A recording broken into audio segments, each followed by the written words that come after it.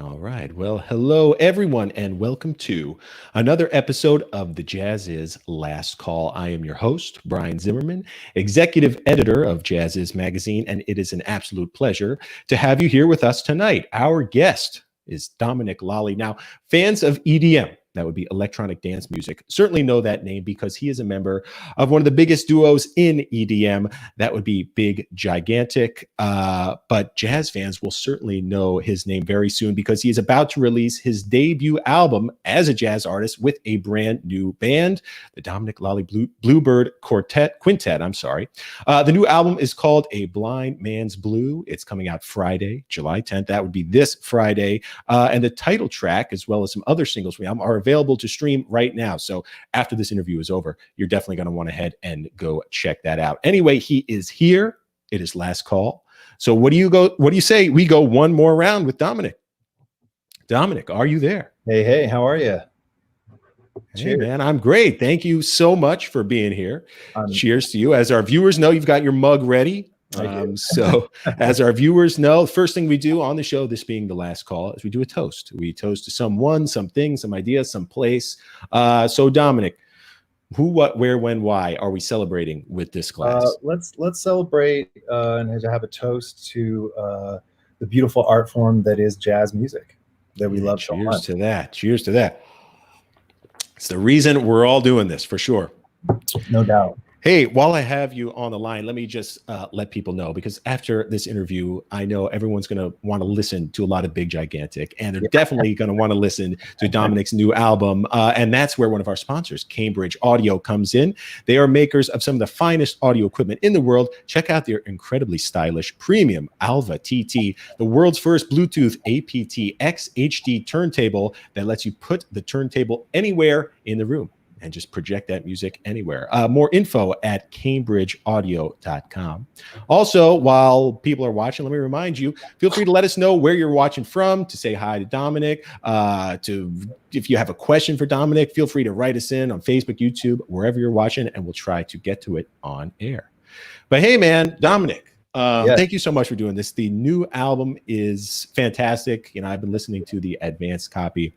Sweet. This being Jazziz Magazine, obviously a lot of jazz listeners in the audience who may be new to EDM, electronic dance music, even though lately there's been a lot of convergence between the two. I think it's kind of like the next chapter of fusion. But so for people, just so we can define some terms, right? What is EDM? What kind of musical styles did it grow out of? I mean, I think that term's like evolved. You know, throughout the years, and it kind of first started off as like electronic music, and then, you know, I guess like people would consider like EDM the like super heavy or super dancey, right? More like rave culture type of music, you know. And then, but then at the same time, it's kind of morphed into like almost like pop music a little bit now too, which is like not the heavier type of thing that I was talking about. So, you know, it's an evolving thing, and you know, Big Gigantic sits like in between from the most chill genre to like some of the heavier stuff. You know, we kind of run the gamut and do lots of different stuff. So, you know, but one thing that holds true with us, and I think one of the main reasons our fans love Big Gigantic so much is because, you know, we play our instruments like a lot, you know, right. And we're, you know, trying to create a different kind of energy with that, you know, and you know, my roots are, you know, I've been studying jazz forever. I went to Manhattan School of Music, did my master's and stuff, you know, and was doing a lot of jazz. So that's where my roots come from, you know, and you know, honestly, I was just so into writing. I got way into writing, and that goes with this whole album, all the stuff I've written, and all the stuff I did in school, and, you know, getting, you know, just because I love to write, it was so attractive to write via the computer, because I was writing, you know, okay, let's sit down the piano, we're going to write out charts, We're going to go do a session. Okay, let's hear what that sounded like. Let's record it. Okay, let's go back, blah, blah, blah. And I thought, man, I could just write everything here on the computer and stuff. And it was really like, I still love to do that. So, you know, that's kind of what led me to start making electronic music and everything in between, you know.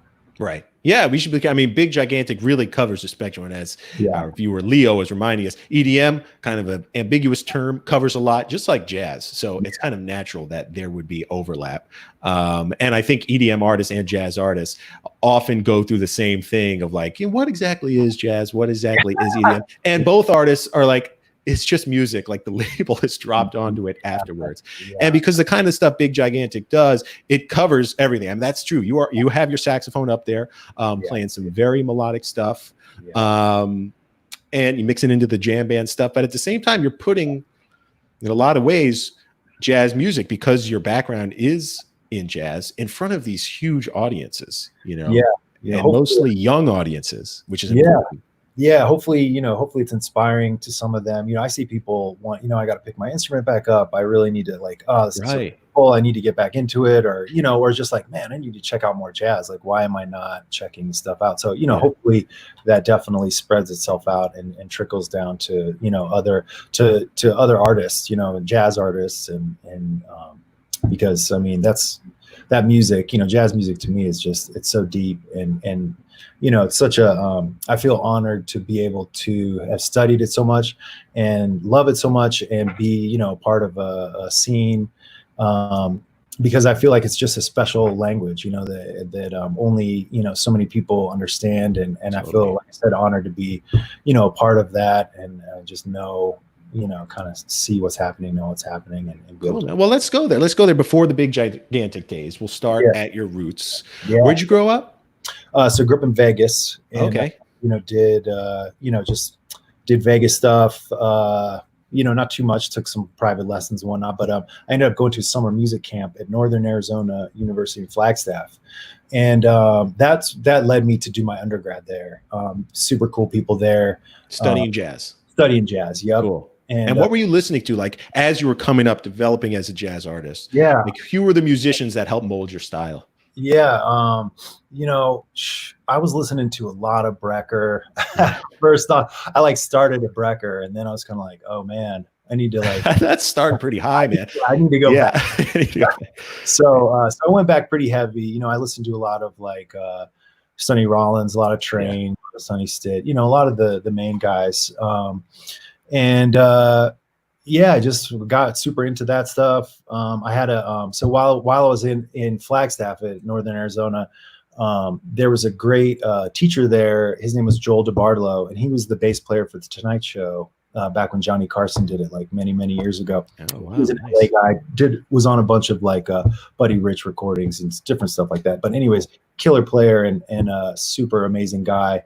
And he took me right under his wing. I mean, we played trio gigs, you know, at the local pub for, you know, five years basically, which, you know, just basically kicked my butt. It's your 10,000 hours. You know what I mean? It's cutting your teeth the old fashioned way on the bandstand, you know? Yeah.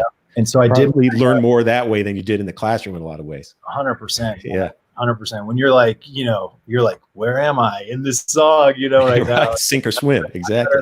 This thing, man, you know? Yeah. Anyways, so did that, and then you know, ended up going out to New York for my master's, and then went to Manhattan School of Music, and that was, you know, obviously super epic. I studied with Bob Mintzer, I studied with Dick Oates, studied with Dave Liebman a lot. You know, I went to school with Ambrose, trumpet player Ambrose. Oh, Ambrose.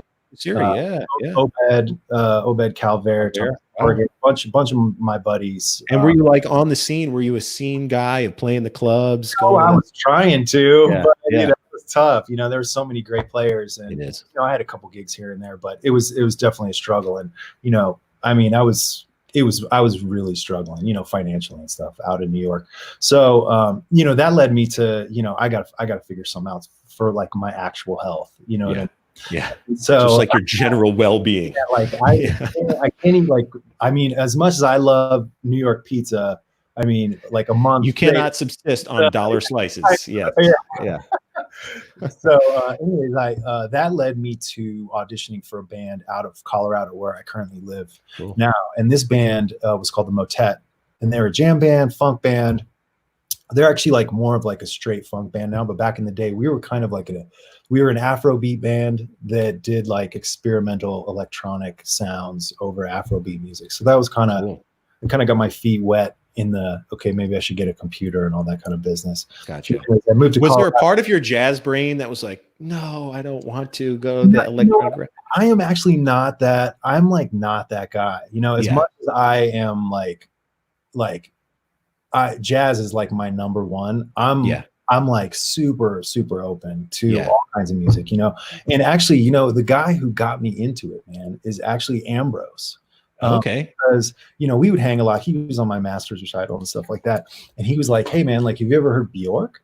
And I was like, no, what's that? Yeah. And he played me like Vespertine and Homogenic. He gave me those two records, you know, and I was like, what the, you know, that like blew my mind. And I was like, wow, I had never heard anything like that. And that got me super inspired about electronic music and all that kind of stuff. And so that's right. Ambrose he's like avant-garde, creative music, mostly acoustic. But it's often those people, it's just the open-eared people who are just into everything. You know, they don't let genres kind of define them, or they're not anti this or anti that. And I definitely see, because for me, you know, I want to find my own voice, you know, and I feel like, you know, trying to go down the road of just being like the best tenor player or something like that, or whatever, or the most, you know, unique in a like straight jazz sense, like, that's not me, you know what I mean? So I feel like the compositions,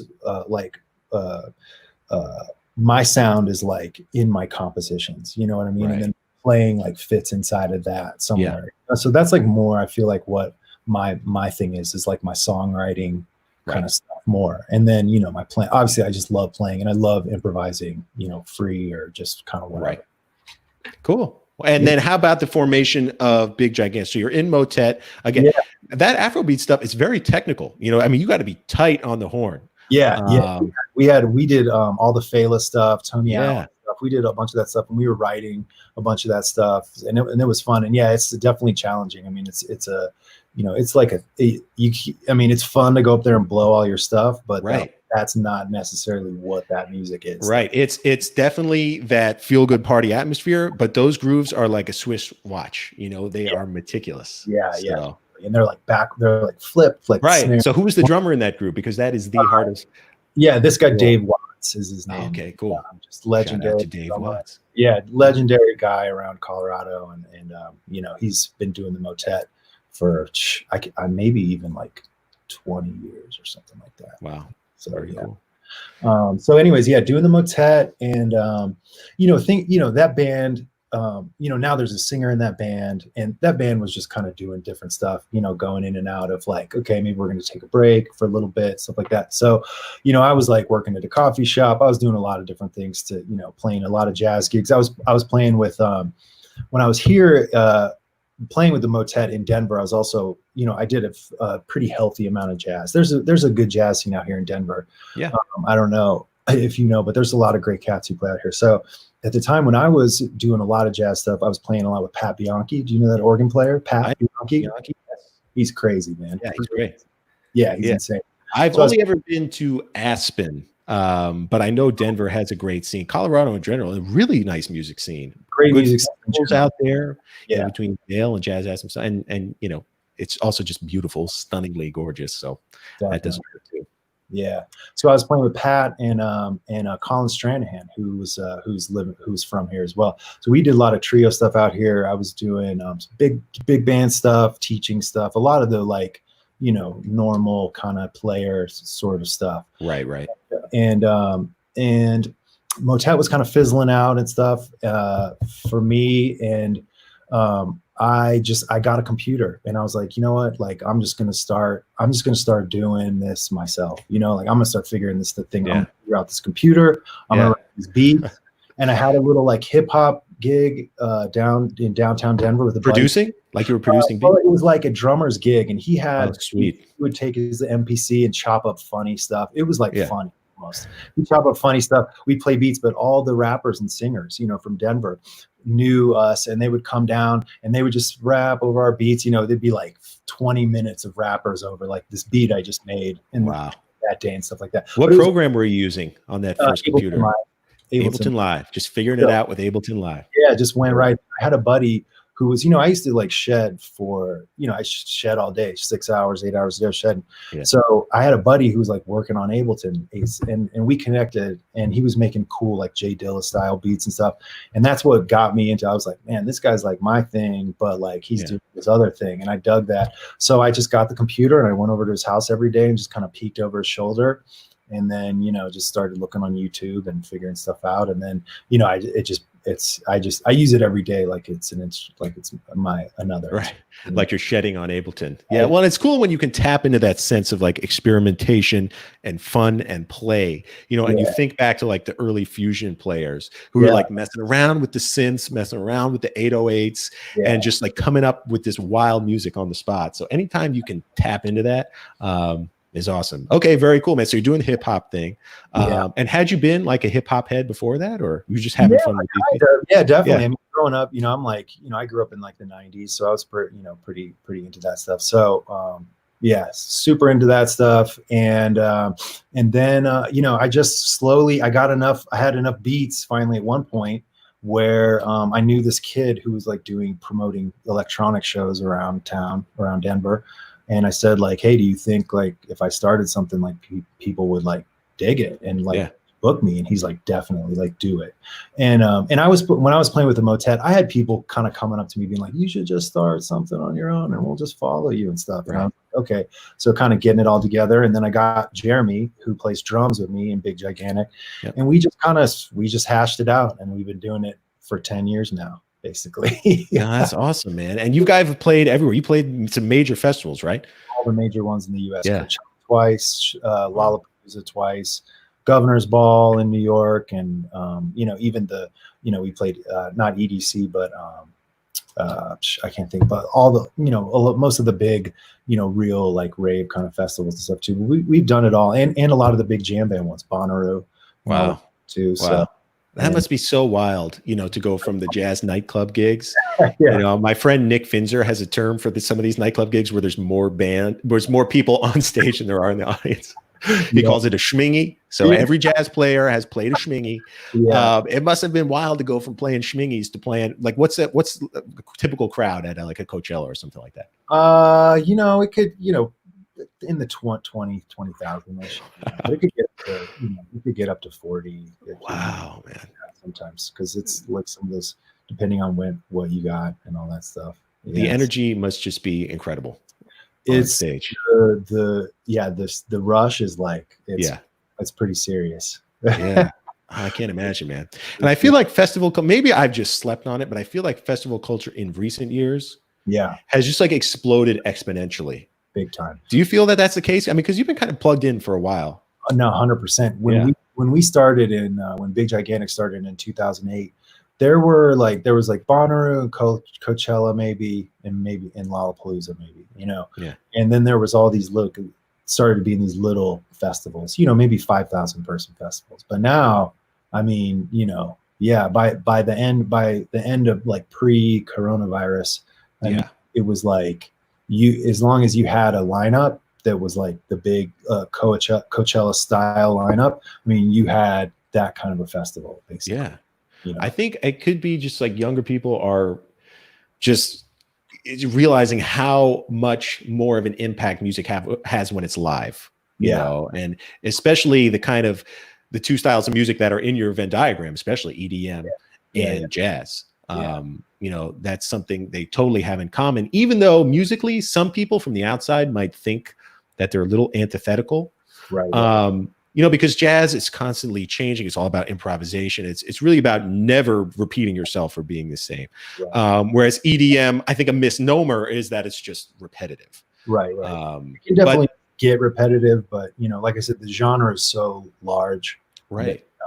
That there's so much stuff to pick through that you could like it, because there's even like there's kind of like this lo-fi electronic music it's called right now. Yeah. It's a lot of, it's all jazz sampling. Oh, I love that lo-fi hip hop stuff. And it's just like and DJ Shadow and yeah, it's pretty cool stuff. So that's, like I said, it's a big genre for sure. Yeah. Yeah. And I love how, talking about lo-fi in particular, even in that repetition, if something seems repetitive, what you're actually seeing is slow, like accumulation of change. Right. The repetition of the beat allows you to concentrate on some other stuff. I mean, you guys take that to the next level with your sax and all that. But man, and that and jazz, they just really thrive in a live setting. So man, let's talk about the new album. It's coming out this Friday, July 10th. Kind of nerve-wracking to make this leap to be like, this is my official jazz debut. No, man, I'm ready, man. I'm Stoked. like, let's get this thing out. I already have like 2 more albums that I'm thinking about for next, to follow up with, and yeah, I'm ready. I've been wanting to put this thing out for a while, so I'm super excited to get it out. I think there's some really killer moments with the band on there. We just recorded it over a couple days, and I mean, I'm so lucky to have these players on. Let's shout out this band. Who's in the group? We got Ron Miles on trumpet. Yes, cornet. Oh man, yes, phenomenal. Beautiful playing. He's a Denver guy, right? Yep, Denver guy, and a sweetheart, really great guy. Greg Gisbert on trumpet. He's a monster. We got Eric Gunnison on piano, and he's probably not as well known as maybe some of the other guys, but man, he is killing it, man. And he plays the music just exactly how I hear it, and it's super fun playing with him. Bijou Barbosa on bass, another just local legend guy, and then Rudy Royston on drums. Rudy used to live here, and then he's been out in New York now for quite some time, and he's playing like Bill Frisell right now. Oh yeah, man. He did Dave Douglas's band for a while. He's major. Cool. Yeah, he's a legend. So cool. Another just a really sweet dude who is down to play. Yeah, man. You ever double up the trumpet in the compositions, or is it 2 trumpets? No, just okay. I didn't think so. Yeah. Cool. And tell me about the name To a Blind Man's Blue. I always want to say blues, but it's not blues. Yeah. What does that signify? It's just,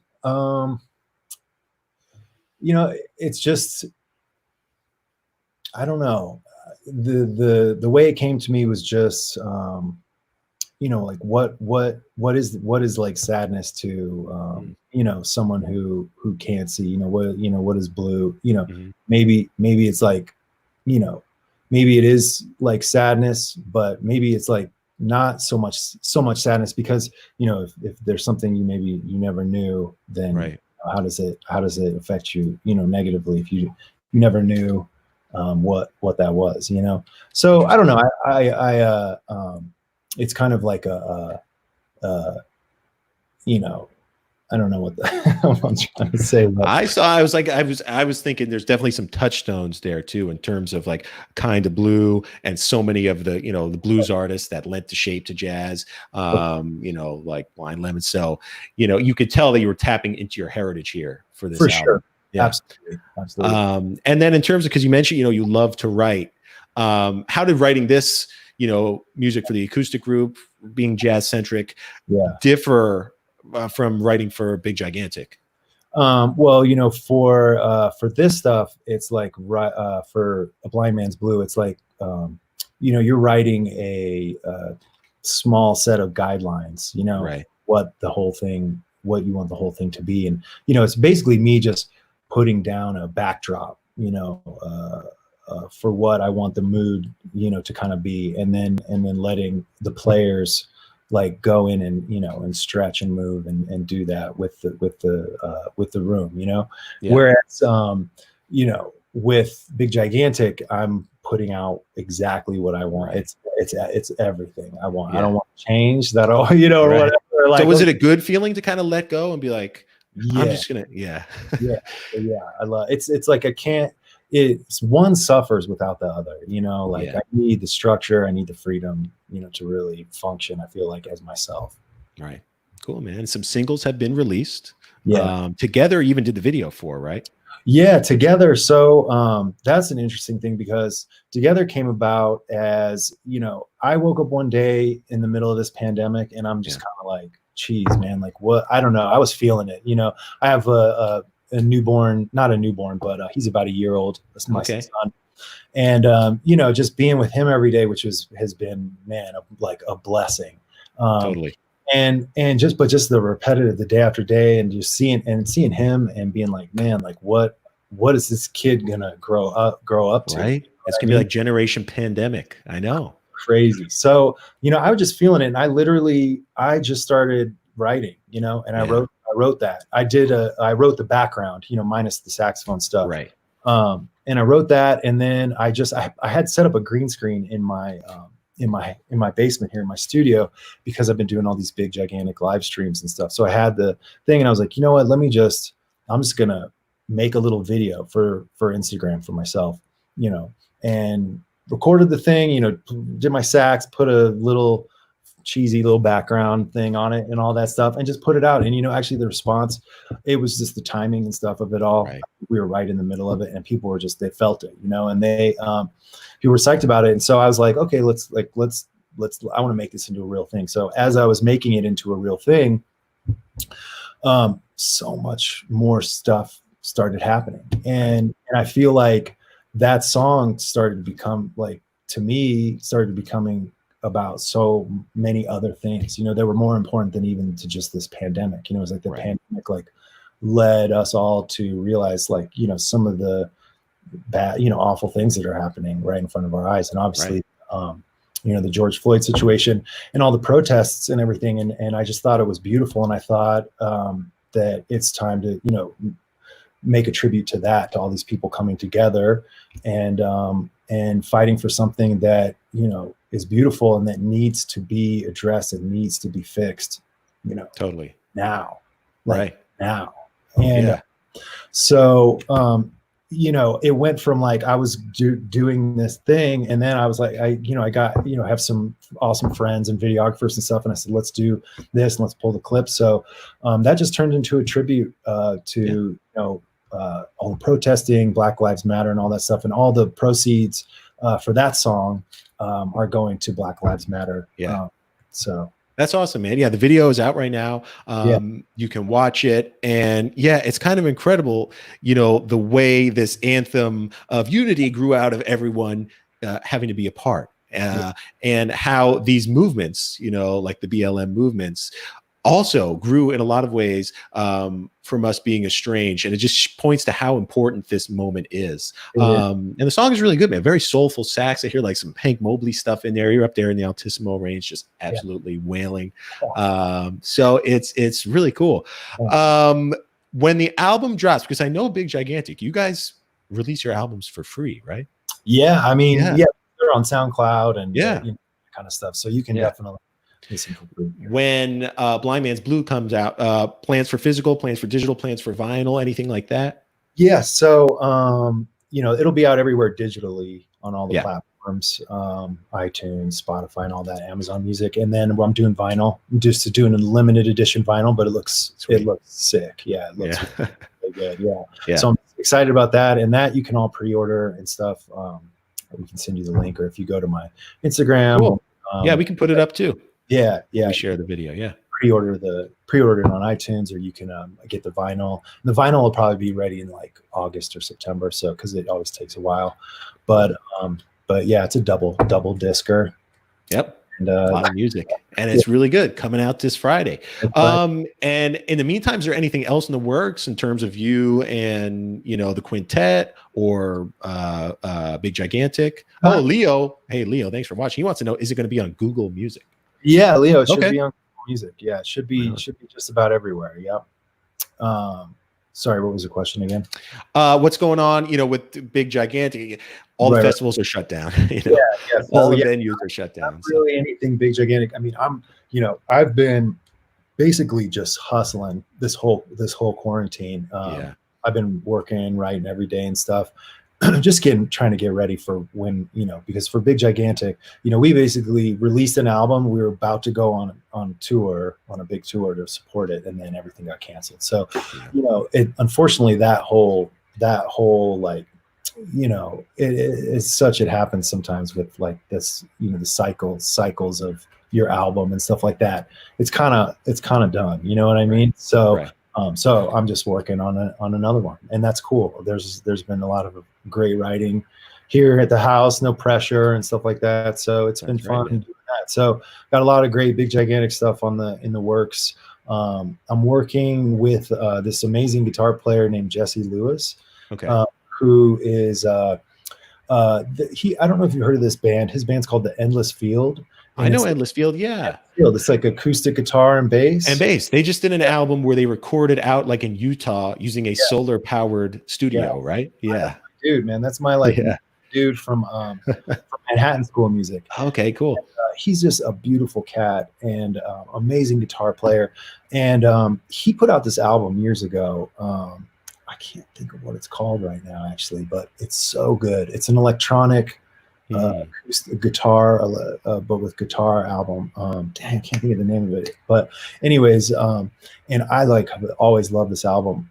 And so I just hit him up. We've been talking about it for years, trying to do something. And he finally sent me some music of just, just guitar and some light synths and stuff like that. And we started working on something. So we got a new little project there that I'm pretty excited about. I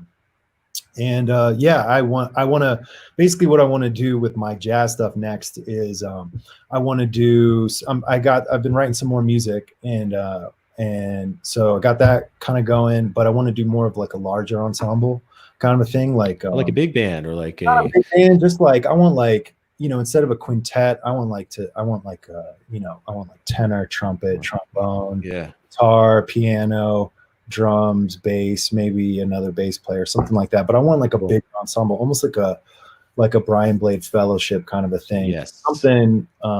Something really just, it's like really beautiful stuff, really beautiful music, very uplifting kind of stuff with like a bigger. Oh yeah, that's the Fellowship's whole deal, man. It's just like you swim in it. Oh, that'd be very cool, man. Yeah, it's really an exciting time for jazz and EDM and the convergence of those two, we'll call them very loosely defined genres, between the stuff you're doing and, Mark Juliana's stuff, with Big Yuki, the turntable too. Yeah. Yeah. And like I was saying, I see it kind of as the next chapter of fusion. It was like these are what the fusion artists were doing in the 70s, 60s, and 70s with rock, and then towards the 70s and 80s with pop. Roy Hargrove was building bridges to hip hop, and like the next logical thing for our moment is like, EDM and dance music. And so, yeah, man, absolutely. And you're still in Boulder. That's where you're hunkered down. Yeah, pretty much right outside of Boulder, but yeah. Okay.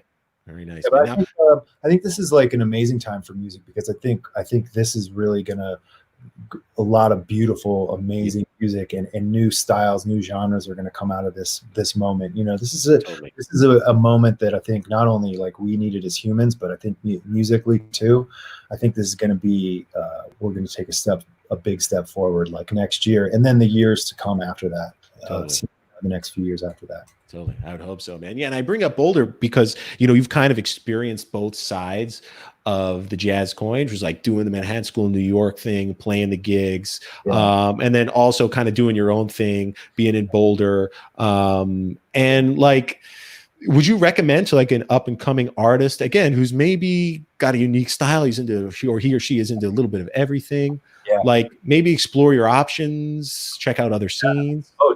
Denver, definitely. I mean, Denver, man, is an amazing scene. Do you know this band Lettuce? I know Lettuce. Funk band. Yeah. Adam Deitch, legendary. Yeah, bass player. Yeah. No, drummer, funk drummer. Oh, the drummer, right. Yeah.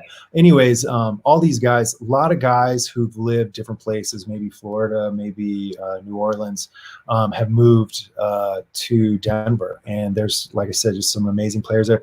And not only that, one of the cool things is there's support for the music. That's one of the big things, which in turn means there's gigs. You know what I mean? Right. So there's lots of gigs, lots of fun gigs, and you can really develop your own sound and even if it's outside the traditional zone of your genre, trying to do something, get your own sound out there. Denver's a awesome place to be for sure. Yeah, absolutely, man. And you are very much defining that sound. And like I say, the new album is great. Remind people again, Blind Man's Blue coming out this Friday, July 10th, everywhere. Stream it, but more importantly, buy it. Now's the time to buy it. You know, we want to support these artists through tough times, you know. I'll take anything, but exactly. Exactly, man. Dom, this has been an absolute pleasure. Oh, let me remind everyone before we sign off here. You might dig this because this is our latest print issue. The Fusion issue. We're talking a lot of Fusion. Mr. Chicory on the cover there. This one has already been mailed, Dom. So it's in subscribers' mailboxes. It's on their coffee table. But digital subscribers can read all of the content from this print issue on our website. And right now we're offering a special subscription for Last Call viewers for just 99 cents per month. For 3 months, you get unlimited digital access. Plus, come fall, we'll enroll you to receive our new print edition. So just wanted to remind everybody out there watching, Dom. Yeah. Hey, man, this has been an absolute pleasure. Like I said, everyone out there, be on the lookout for this album, A Blind Man's Blue, when it drops. And then when things get back to normal, when the festivals are open, when the venues are open, hopefully we'll cross paths, man. Definitely. I'll be out there with my light stick and my Camelback. That sounds good, bro. That sounds good. Brian, it was a pleasure, man. Thanks so much for the conversation. Oh, you are very welcome, man. I will catch you later. I'm going to sign off for people watching. Cheers, man.